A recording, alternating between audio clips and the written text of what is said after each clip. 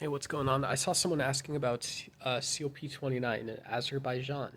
Um, and so they were asking if it's politically significant. And sorry, I'll see if I can turn to get a little bit of myself in here. Um, and so, what's important about, uh, COP29 and, away from the political controversy? Well, there's been a lot of momentum in climate technology and funding. And so I think, irregardless of where you are, just assume that you're going to solve this problem for a second, which is a good thing.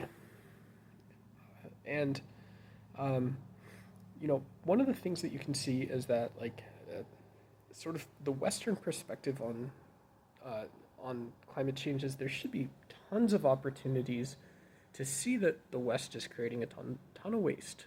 Um, there's a lot of things that make sense and made sense for like really strict national identities, but don't make sense in terms of internationalism, and they don't make sense to make a decision on right away. And there's absolutely nothing that's incoherent about that, other than the fact that that's the way that we do things. Um, and the other side of this is when we look at just the aggregate way that technology and funding is going to flow for climate technologies, is that as the West is identifying things that we have to have conversations and think about, there's also questions about how far globalization goes and what is the role of, very crassly, I think it makes sense here, any nation state doing something like this, right? Any nation state, participating in, further out trade agreements, alliances, whatever, however it works, however people decide to work together and, you know, you make it work. Um, and so trying to understand that, there are problems that the West has to deal with in the present moment. It's like you're going mountain climbing or something like this, I guess. This is one thing, and there's also the perspective strictly from the West that as climate funding and initiatives go a certain different way.